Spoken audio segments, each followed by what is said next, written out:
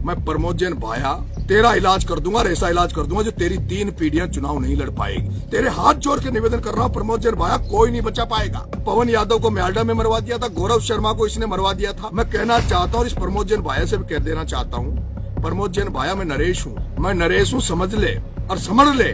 फर्जी WhatsApp group बनाकर लोगों को गालियां दे रहे हैं। इसने धाकड़ समाज के छात्रावास के सामने खुद की गाड़ी को छुड़वाकर और खुद के ऊपर गोलियां चलवाकर और ये चुनाव जीत गया और कलंक उसका शिवनाथ नागर पे लगा दिया था। वैसे ये कुकृत्य ये प्रमोद जैन भाया करने लग गए। नमस्कार दोस्तों, अंता का चुनावी रण सज चुका है और चुनावी रण में अब कांग्रेस और भाजपा ने अपनी पूरी ताकत झोंक दी है। तो त्रिकोणीय संघर्ष बनाने के लिए लगातार कोशिश में लगे नरेश मीणा भी अब गांव-गांव जाकर लोगों के बीच पहुंचकर खुद के लिए वोट मांगने की अपील कर रहे हैं।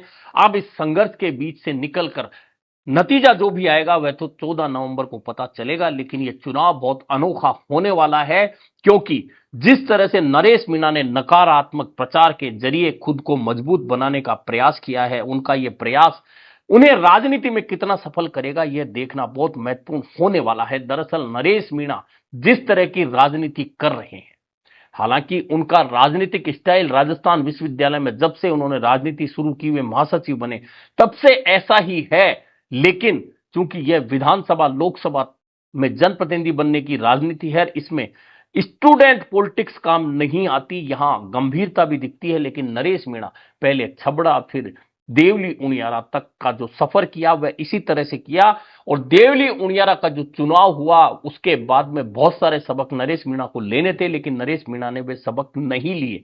और अब जब वे अंता 12 का चुनाव उपचुनाव जो हो रहा है वह लड़ रहे हैं, उसमें उनका प्रचार का जो तरीका है, उनके जो भाषण है, उनके जो बयान है, कहीं ना कहीं नकारात्मक राजनीति को और आगे बढ़ा रहे हैं। दूसरी ओर कांग्रेस के प्रमोद जैन भाया और भाजपा के मोरपाल सुमन, अभी तक दोनों ही इन उम्मीदवारों के ऐसे कोई बयान सामने नहीं आए हैं जिनसे नकारात्मकता झलकती हो। यह सही है कि दोनों अलग अलग पार्टियों से, दोनों प्रतिद्वंदी हैं, दोनों आमने सामने हैं, एक दूसरे पर निशाना भी साधेंगे, एक दूसरी पार्टियों पर भी निशाना साधेंगे, आरोप प्रत्यारोप भी होगा, हो भी रहे हैं। लेकिन शब्दों की शालीनता, शब्दों का एक बंधन है, उससे बाहर दोनों ही उम्मीदवार नहीं निकल रहे।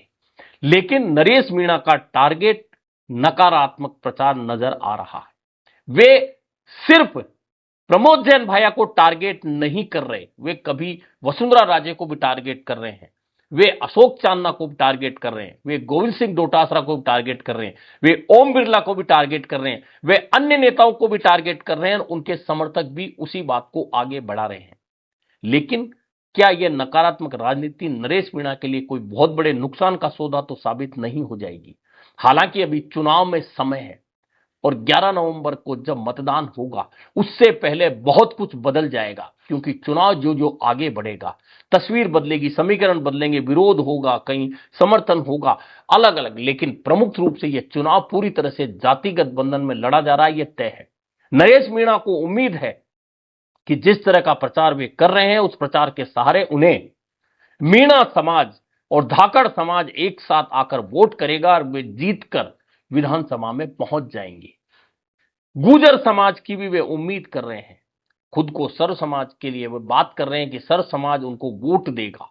लेकिन क्या ऐसा होगा? क्योंकि भाजपा के उम्मीदवार माली जाति के हैं, वे उम्मीद लगा रहे हैं कि पूरी माली जाति उनके साथ होगी। वैसे भी माली जाति का मतदाता राजस्थान में खास तौर पर हमेशा से भाजपा के साथ ज्यादा संख्या में जाता रहा है, कांग्रेस के हाथ में बहुत कम आता रहा है।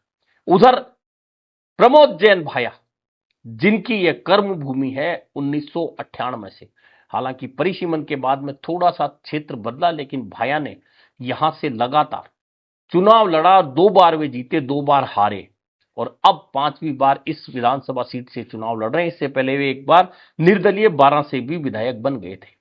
भाया की यहां बहुत नीचे तक पकड़ है, इसमें कोई दो राय नहीं है। लेकिन मुख्यमंत्री अशोक गहलोत के कार्यकाल में जब प्रमोद जैन भाया मंत्री थे तो उन पर बहुत सारे आरोप लगे। उसके बाद में जब वे चुनाव 2023 में हार गए, चुनाव हारने के बाद में उन पर कई मुकदमे दर्ज हुए भाजपा सरकार आने के बाद में। ऐसे में प्रमोद जैन भाया आरोपों से भी घिरे।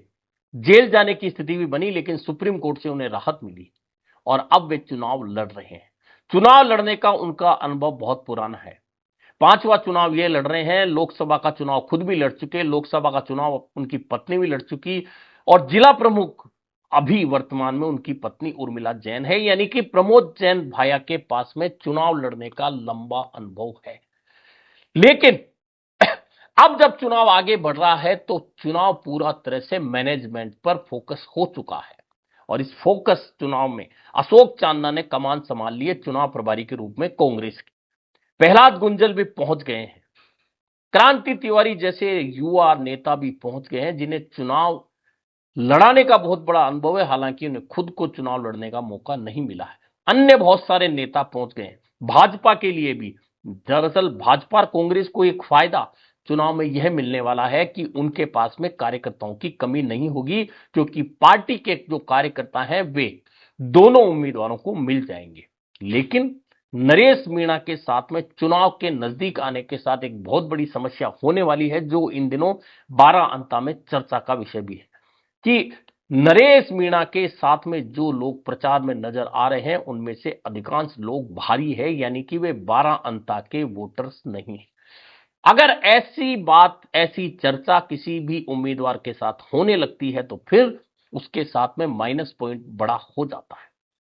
ऐसे में एक तो नरेश मीणा का नकारात्मक पहलू, उनका प्रचार अभियान, उनके बयान, उनके भाषण आ रहे हैं और अब अगर यह नकारात्मकता यह भी पहुंच गई कि नरेश मीणा के साथ जो लोग हैं वे ज्यादातर बाहरी हैं तो उन्हें और बड़ी मुश्किल हो सकती है। लेकिन उनकी ताकत भी यही है जो युवा उनके साथ हैं, जो उन्हें छबड़ा का चुनाव लड़वाते हैं और 40,000 से ज्यादा वोट दिलवा देते हैं। वही युवा ताकत उन्हें देवली उनियारा में फिर निर्दलीय चुनाव लड़वाते हैं और अब की बार सफर 60,000 तक पहुंचता है।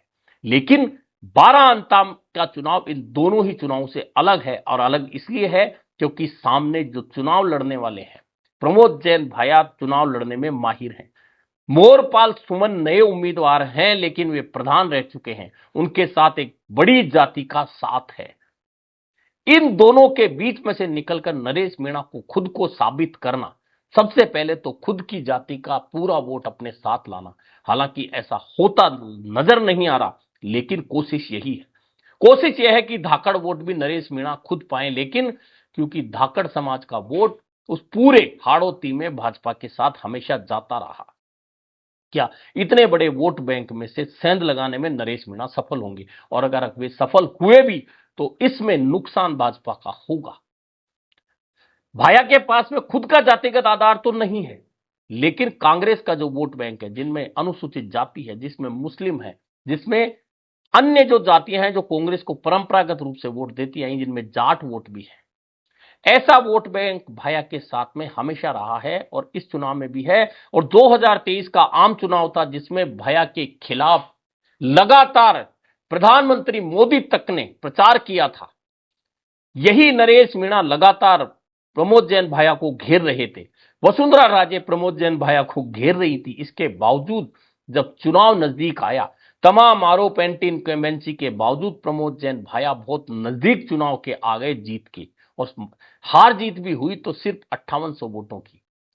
ऐसे में यह तो तय है कि प्रमोद जैन भाया का जो वोट है वह किसी भी चुनाव में आप देख लीजिए वह परसेंटेज घटता नहीं है। ऐसे में प्रमोद जैन भाया और भाजपा के बीच से निकलकर नकारात्मक प्रचार के सहारे क्या नरेश मीणा अपने लिए राह आसान कर पाएंगे? और दूसरी ओर अगर नरेश मीणा इस चुनाव में पिछड़ गए, और पिछड़ नहीं गए, अगर कांग्रेस और भाजपा के पीछे रह गए, तो आगे चलकर 2028 के लिए उनमें जो संभावनाएं देखी जा रही थी वे संभावनाएं बुरी तरह से धूमिल होने की स्थिति बन जाएगी। और अगर ऐसा हुआ तो एक युवा जो राजनीति में तेजी के साथ उभर रहा था, उसके साथ में राजनीतिक रूप से बहुत बड़ा नुकसान हो जाएगा। लेकिन अभी चुनाव में समय है, बाकी बचे समय को नरेश मीणा कैसे यूज लेते हैं, कैसे दूसरी बड़ी जातियों को तोड़कर अपने साथ लाते हैं, और कैसे भाजपा कांग्रेस के मैनेजमेंट के बीच से निकलकर खुद का मैनेजमेंट सजाते हैं और मैनेजमेंट के सहारे किस तरह से त्रिकोणीय संघर्ष में सीधी टक्कर देने में कामयाब हो पाते हैं, यह देखना काफी महत्वपूर्ण होने वाला है।